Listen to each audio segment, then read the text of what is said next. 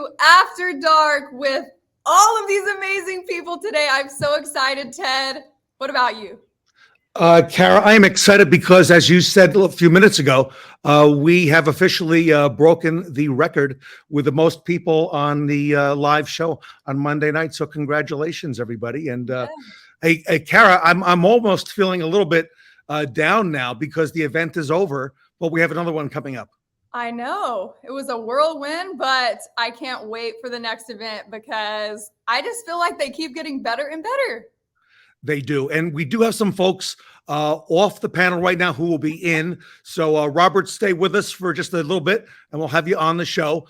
We've got a lot of folks here tonight and we'll be introducing everybody. But first, Kara, we probably should call out our sponsor as well. Yes, of course. We can't forget BG Products, Partners Beyond Products. They sponsor so many things that we do for the Fixed Ops Roundtable and our After Dark show. So we couldn't be able to do this without them, and we appreciate BG Products. Love the great people at BG and all they do for our industry. And we are live, right, Kara? Oh, we are live. And with this many people, it might get interesting. So hopefully everybody's sharing the video around and going to jump in these comments tonight. And I see Tully Williams is online. He says he can't wait to see the winners. Kaylee Filio, Steve, is here. Good evening, Kaylee. And thank you for being here as well. And of course, Kara, our great friend, Timothy Wilson is here and congratulating everybody on the awards. So we look forward to that. So we got some people to introduce and I'll go ahead and I'll do that. In addition to Kara Delane, we've got Michelle McLean, who's with us tonight. She is the marketing guru behind the Fixed Ops Roundtable themes and events. Michelle, good evening. Good evening. Thank you so much for having me. Such a fantastic time always with you guys, and just super glad to be here and to play such an integral role with the marketing of the Roundtable. It's so much fun, and I look forward to continuing to do what we do. It's a great time. So thanks for having me. And Michelle, you know Owen Moon, I see, because he's on with us tonight. I do. Hello, Superhuman. Yep, Owen is here. And Michelle, just to your right, we have another superstar who's been unsung for quite a while. It's Allison Landis from Inkcentric. Allison, good evening. Thank you. Hi, everybody. Pleasure to be here, Ted. Love everything you do. Love everything about the Fixed Ops group. And the last event was amazing. Looking forward to the next one. And Allison, you do so much, including producing the awards. Is that right? Yes. Yes. When you guys receive your amazing awards, those are coming from us with love, of course. And Allison, you're based out in California. We're in Los Angeles. Wow. Yes. So thank you so much, Allison, for being here tonight.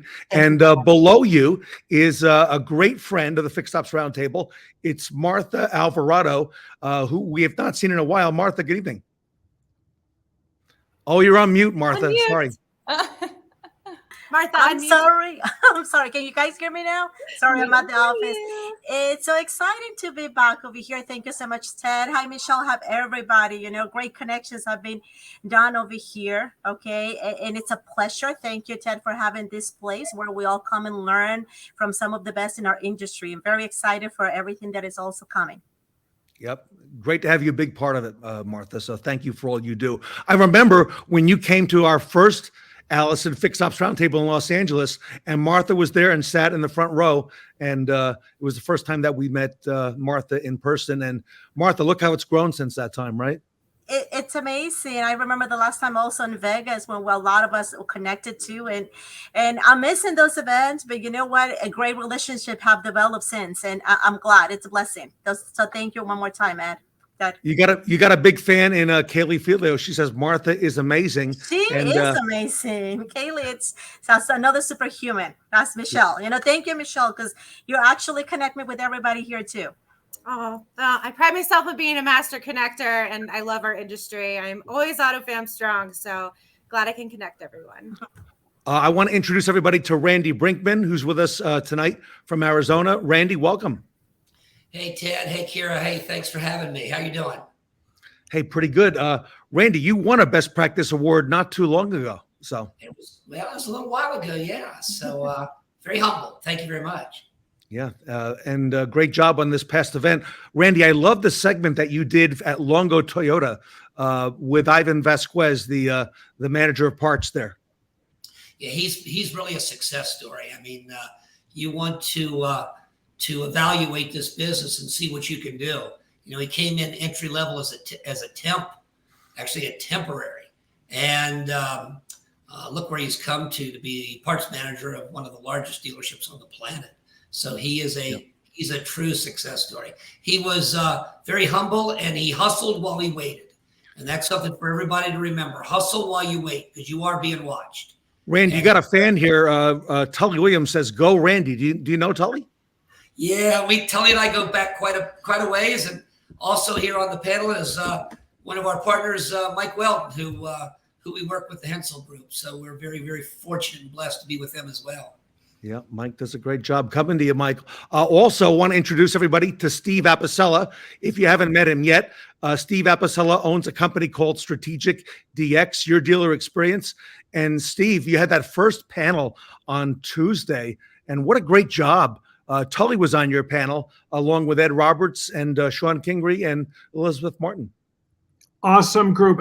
Real quick, am I the only guy that feels like I'm on the Brady Bunch intro? So much fun. Yeah, you know what? Modern Retailing was the panel, and this is what I love. This great group of people and this great industry we have. We're doing a lot of things awesome, but there's still some gaps that we can fill to strengthen our relationship between the dealers and their customers. And boy, I love being a part of it. Somebody once told me they love the industry so much that every day feels like Saturday. And boy, oh boy, that's the way it feels like to me, for sure. Love it. Steve, thanks for all you do. And also Sean Parrott is here from Mercedes-Benz of Farmington, Utah. Sean, good evening. Hi, good evening. Thanks for having me here. You had a couple big panels that you were on there, Sean, and great job with them as well. Oh, thank you. Thank you. And Kaylee's a big fan of Steve as well. And you were on one of Kaylee's panels, I know, as well. Yes. I love it. Cool. Of course, Mike Weldon, you got called out just a few moments ago from the Hansel Auto Group. Mike, welcome. Good evening. Thank you for having me aboard tonight. Only place I buy my cars. David Long's a very dear friend. Yeah, we got a good crowd tonight. And Mike, also, we have here from the great state of Michigan, we've got Jeff Daniel from the Maple Hill Automotive Group. It's a testament being on this platform with the people here that I've been around a long time. I guess that's the biggest testament. And I've learned so much from the staff, the people that I have on this group or listening to your events. The key is passing it on. You learn, you improve, you teach, and that's our role. And this platform provides that no matter what you're looking for. Mine was technician retention. I had anybody from a 15-year veteran to a 4-month veteran that weighs 82 pounds dripping wet. So it takes a lot to sit there and put up with 60 hours a week normally, but the auto industry kind of grabs you, and this is what happens. You get involved in it, you grow, and you never stop learning. All right, I've got someone else to bring in. Martha, I'm going to rotate you and Randy off here for a little bit, but I'm going to bring in Robert Stage. So let me go ahead and do that right now. Robert Stage is here from Columbus, Ohio. And Robert, good evening. Well, good evening, Ted. Thanks, Kara, for having me on the show this evening. Fellow panelists and guests, congratulations to you for winning the award as well. I'd just like to express my thanks to Ted for putting together these panels and these fixed ops roundtables and allowing me to come on and talk on some of the other panels and just to give my point of view and perspective in this industry. And Robert, you were on 2 big panels. And, Allison, putting the panels together where we have all these people is not exactly the easiest thing, right? Because you got to coordinate, people and getting together and a multitude of other things. So, but I think, Allison, the panels are a big hit. What do you think? Yeah. Okay. I think so as well. So, Michelle, this last one was the May the 4th Star Wars theme. Michelle, how did you come up with that idea? I've always seen, and I've seen a big following of people, around the whole May the 4th be with you, of course, a Star Wars thing. It's a big thing in May. And I figured, you know what, why don't we play off of that? Clearly we didn't want to do the exact same verbiage and things like that, but May the 4th sounded so much like May the 4th, and we were doing it in May. So I thought it'd be something fun, different that we could do and play off of our automotive galaxy, if you will. So it was really fun, really fun. And, Mike Weldon, I'm really glad also that Henson brand came on board and really helped us market that event. And Kara, you pulled together not only Princess Leia, but you got R2D2, which you renamed what, BGD2? BGD2, yeah. I thought it was only fitting with May the 4th. Then I had to throw in BG somewhere. So I had BGD2 here for a few days to help me record a few things, and it was a lot of fun. Sean, I'm actually going to miss all these characters, right? That we're, I'm like, after these events, it's like a little bit of a down, like, oh my gosh, now what do? We don't have Princess Leia. We don't have, BGD2 for the next one. But Kara, we do have another event coming up, don't we? Yes, and we're all so excited about the next one because it is the Roaring 20s. So we are going to pull off No Telling What on September 20th, 21st, and 22nd. And I know that y'all thought the Star Wars thing was interesting, but I have some tricks up my sleeve for this one, and I think we have a lot of people on board that are going to help make it happen. I like the graphics, and I like the look of it. And Martha, you're back on now. I'm rotating you and Randy, if that's okay. Michelle, you had a big hand in this planning in this one. I did. And you know what? Like, we always try to come up with some really cool and unique themes, and especially going into the fall, I think that's kind of the time when people start getting excited. Your Halloween's coming up and so like that. So I figured, you know what? How cool would it be to do this Roaring 20s theme? It's the 100th anniversary, of course, of Lincoln was back in February. And just to kind of bring back the 20s, right? Make them interesting and different, and let's do something fun with this. The whole past year, everything's kind of been up and down, and so I really wanted to culminate all of the events and bring together something that we could have a whole lot of fun with. So Steve, I got to tell you that in the very beginning, and I've said this before, the Fixed Ops Roundtable events, when we knew there would be like a second one and then a third one, my creative mind, Steve, said, let's call the second one number 2 and the next one number 3. And then we got to number 4, and Michelle said, okay, stop with the numbers. Stop. We're in Vegas. We're going to call it Viva Las Vegas. And I had some objections to that, Steve. But, Steve, what do you think about the idea of branding these events with these themes moving forward? Well, it makes it a lot of fun. This one, my mind goes crazy with all the cool things we can do. I know Jeff Daniels has got like a boa that he's going to wear, and it'll be fun. Yeah. I bet he does. No, but you know what, Ted? The thing that I really love about this, like what's happening right here, good things can really happen when people come together. Whether virtually or in person, there's so much good that can happen. And, Martha said earlier, about the educational part of it. I come into it learning so much. And, when we give ourselves an opportunity to work together, there's so much we can gain together. I love it. I love it. And Steve, you also brought together the fixed ops community with the variable community in some of the things that you talked about at this past event. So congratulations to you on that. Yeah, you know what? This is something that I've seen for a long time and something we're contributing to, which is, and I always acknowledge that we have a great industry because we do, and there's a lot of things that are going right, but there are things that are missing. And when I look at the disconnect between sales and service, like they're run like two separate companies under one roof, that's a shame because the customer feels that too. And if we really desire a reoccurring customer beyond that one-time transaction, and I think that is the goal for everybody, we have to do more than just hope customers will come back after we sell them a car.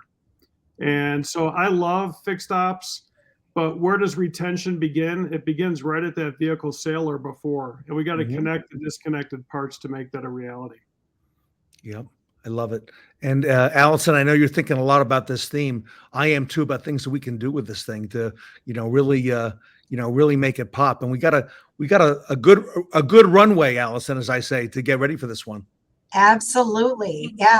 I'm already thinking about little Tommy guns, stress, of course, not real, but fun things to play off of that way. And imagine what we all can wear. We already voted that you should be in a zoot suit, right, Ted? I heard that. Yes. Pre-show. I heard. So I guess the votes are in on that one. But Yes. Allison, actually, people have told me that David O'Brien mentioned to me that he's going to be dressing up for this one. And Kara, I imagine that you may be dressing up as well. I know. I think Michelle next to me has kind of beat me to it today with the sparkly jacket, but I'm coming for you, Michelle, because there's going to be sparkles and sequins and beads and cool cars.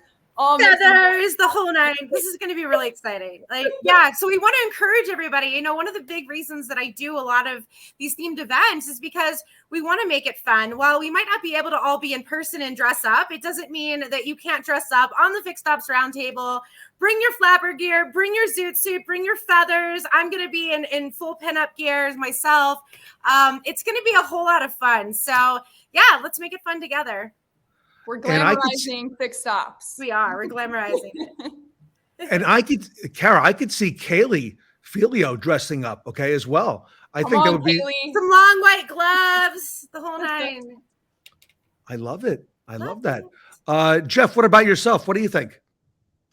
I think it's an outstanding idea. I think our industry is tough enough with the day-to-day process. So when we get a chance to I don't want to say live out a fantasy, but live in a different world for the hours that we're on stage.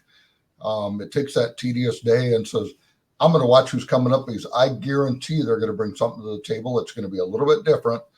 And whether it's me in a boa or Steve in a zoot suit or anything goes, it does. It breaks the tediosity while still delivering a message. And that's what it's about. And your panel, you had 5 technicians from your dealership. You had some females as well on there. Talk to us a little bit about your panel. Well, the 3 of them, I've got an ASE Master Tech. My Express Director is female, and a trainee that's been there 4 months. Both my managers are female in the service lane. 60% of my staff is female as far as management and advisors. Why? They listen. It's not a guy's world anymore. It's somebody that uses their ears, 2 ears, 1 mouth. They've got to listen. They've got to take notes. They've got to recite. They've got to be able to, they don't have to be a gearhead. They need to listen to that customer and put it into translation and say, okay, Mr. Technician, this is what you need to do. When you have a female technician, they're more like a gearhead, but they also enjoy the exposure. They enjoy the, we talked about retention a great deal, and retention is encouragement. Acknowledgement was the biggest single thing that everybody kept saying repetitively. Yeah, it's not all pay. It's, give me a banner in the background hanging up. Roger Conant, and we've worked on some different things with acknowledging that they're the back end of the dealership. That's really the front end of the dealership. We've got to get away from that terminology of that's the back, that's the front. There's 2 doors. You want to come in that entrance or this entrance, and that's how you have to break that wall down. And the support has to be equal on both ends of it today. Oh, Steve Apicella's message is resonating, Jeff. I can see it Well now. said. Well said. I love it. Mike Weldon, you and I had a segment that we recorded. And by the way, we're live tonight, everybody. But a lot of the event was recorded. And Mike, I did your segment with you, and I talked to you about a couple of things that came out of that panel up in Kalamazoo, Michigan, with the facilities and things like that. But Mike, you've been a big part of that technician panel as well, along with Robert Stage. And Mike, we've heard about that recognition. Is very important in the culture as well. Oh, most definitely. And I think it resonates from what Steve's talking about, Jeff's talking about. Sean's been on some panels with me as well as Robert. And I got to tell you, it's a very heartfelt group of people that understand the dynamics that we're all facing with. And the fact that we need to come into the current realm of understanding what people's needs are and by retaining people. and it's really opened my eyes even more. I felt that I was on the right path, but with the input from others, it just really tells us, hey, we got to band together. We've got to rebuild our industry. We got to set it up for the next 5 to 10 years, and we got a lot of hard work ahead of us. But with people that are sitting here and the ones that I've set on the board, we'll get there. We just have to listen to each other. I love it, Mike. What a great message. Randy, stay with us. I know you're off the camera right now, but we'll bring you back in here very, very shortly. Sean Parrott, you did a segment on the discussion we had on LinkedIn with a post that you had about having parts associates in the service department to help with that process. And I remember we had Sean Kingery from Step One Automotive Group, kind of on the panel and kind of, questioning it. But I tell you this, Sean Parrott, Mr. Kingery told me last week that he's made a lot of changes at his dealership based on what he heard from you about the Mondays and 2 consecutive days off. So, Sean Parrott, you've made a big difference in our industry. Well, thank you. A lot of people might not have been there to listen. We're closed on Sundays and Mondays in our dealership. Like today's an off day for us, and a lot of people in our area and things like that, when it first came aboard, they thought we were closed. But for us, it was just basically trying to figure out what we could do to stay open during this COVID crisis. And so we took something that was just a necessity to figure out, okay, what can we do? How can we keep our people?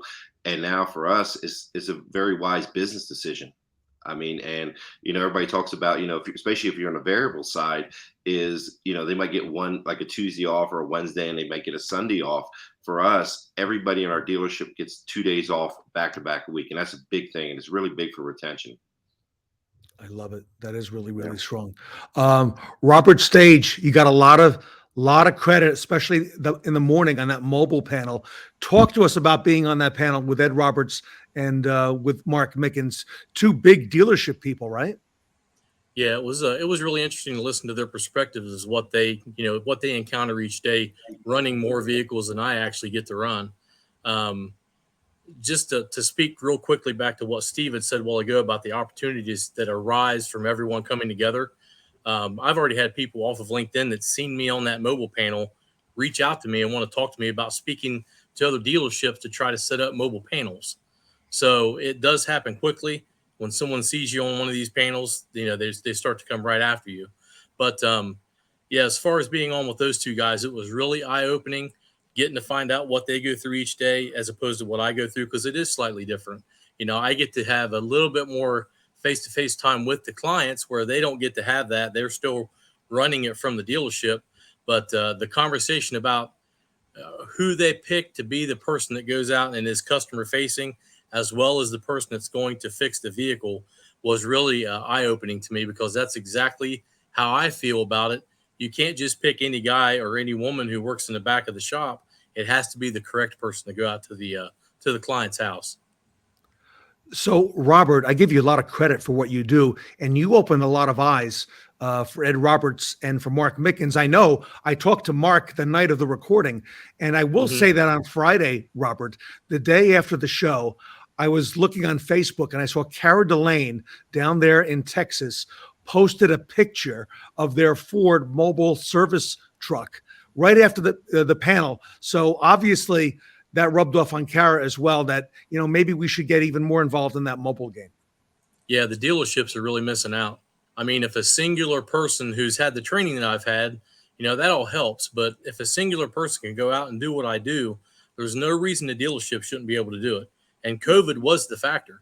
I mean, it really pushed me out of my comfort zone and really into where I'm at, because I watched the dealerships pivot.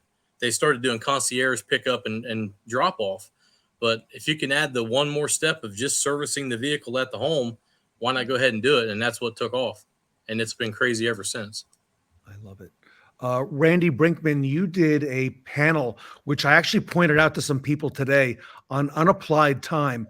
Randy, very creative, that idea of doing the unapplied time panel, because that really took off. And you took some industry experts and some folks who work in dealership and did a great job with that, Randy. Hey, well, thank you. Unapplied time, when you think about the fixed ops. And I see Tully's remark there at the bottom, but it is all about the hours. And you have 4 inventories to sell in a dealership. You have a new vehicle inventory, a used vehicle inventory, a parts inventory, and a technician's time inventory. 90% of your problems are found in an inventory, and 90% of your solutions are found in an inventory 100% of the time.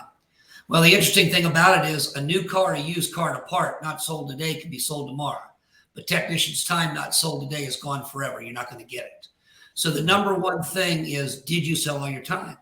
Then you take a state like California that has doesn't really have flat rate techs. They have hourly techs with a flat rate accelerator. It becomes even more important. So the sponsor of that panel has a product that can be used to help with that. But you've always got to look at your lost opportunity. I mean, you wouldn't go to the parts department and just take a bunch of parts, throw them in the trash can. You wouldn't take a new car, a used car, and just tell the tow truck to take it away. So why are we taking this valuable inventory of technicians' time and just letting it go? So, Steve, Randy's idea, the company has I don't want to say it's a GPS, but a GPS type service for locating things in the dealership that typically get lost. And as you know, Steve, things get lost like keys, cars, license plates. Randy's idea was to tie that into the financial statement to unapplied time. And let's talk about time wasters at the dealership. And as a result, everybody talked about, in fact, people were in the chat saying all these things that waste time. Okay. And it really helped the company that was sponsoring that, because their product helps save that time, Steve. So pretty cool. You know, just an observation as I sit here and as I marvel at the Fixed Ops Roundtable events, look at all the varying points of view here and all of the passion that exists in our industry. It's really, really cool. And, you know, the thing that I feel the most when I see things like this is, you know, does customer engagement before and after the sale matter? Of course it does. Does the parts department matter? Does the service department matter? Does the sales department matter? None of it works unless all of it works.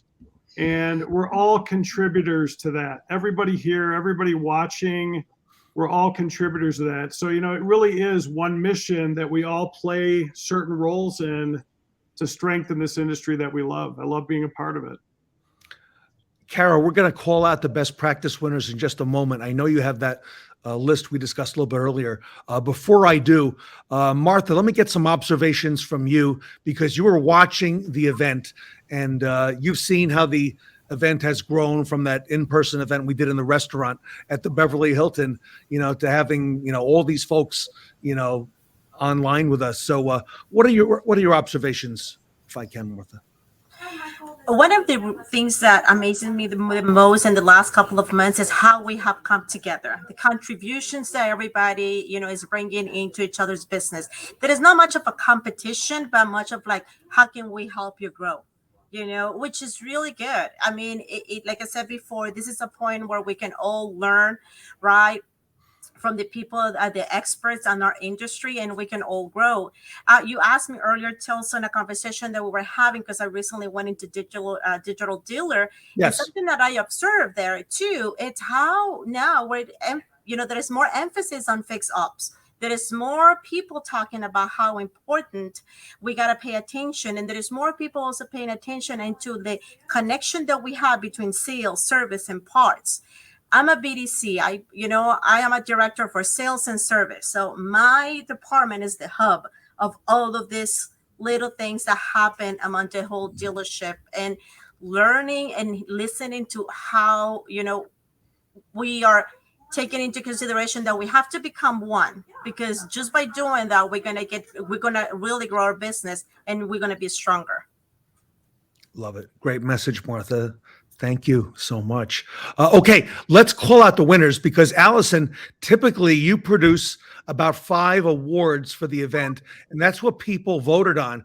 But we had a huge tie at this event, and we have 9 winners at this event. So, and a lot of times when it's close, you know what? We say, okay, they get an award, right? Because, you know, it's a vote or two. So I want to call everybody out. Starting with somebody who's not here tonight, Kara, a good friend of yours and mine. And I know you were so happy that when you texted me that you found out he won the award. Kara, who was that? It was Marco. I wish he was here tonight because Marco Zwanenberg definitely deserves that award, from his LinkedIn post to him jumping on the After Dark show and everything he talks about on the Roundtable. He's so well deserving. And I know he's speaking for, a whole world of technicians when he opens his mouth. And I love hearing what he has to say and his viewpoint of being in a dealership every single time. So very well deserved. Congratulations, Marco. I wish you were on here so we could celebrate. Yeah, Marco is actually the top vote getter, as I mentioned, Kara, and his daughter's got an event tonight that he could not miss. So he sends his apologies for not being here. Also, some folks who are not with us, Brandon Nixon from Update Promise, Michelle, just sent me a message. He apologizes, but Brandon Nixon, congratulations on your Best Practice Award. Tully Williams is chiming in saying congratulations to Marco as well. Also, Kara, John Fairchild, who had a great panel, Michelle, with the Pinnacle Training Center, is a winner as well. And who else do we have there, Kara? I think we've got somebody on the screen right now. Steve Apicella. Well deserved. Steve, great job. And thank you for everything you guys do. A lot of fun. Yeah, looking forward to it. Looking forward to great things. Also, one person who is not here as well, Scott Gregg, took us flying in his airplane and showed us the importance of a flight checklist. And I know, Michelle, that you and Kara questioned, a flight checklist. What does it have to do with fixed ops? But we found out, Sean Parrott, that has everything to do with fixed ops. Also, Sean Parrott is a winner. Congratulations, Sean, on your Best Practice Award. Kara, who else do we have?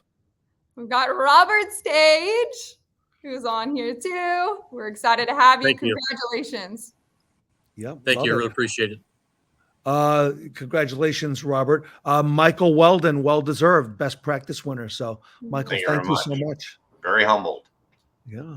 And what do we have left, Kara? Maybe one or two, right? Yeah, last but not least, he's down at the bottom there. Jeff, congratulations. I'm glad we put you back on the screen for this. all the way from Kalamazoo, Michigan, where it's no snow and 65 today.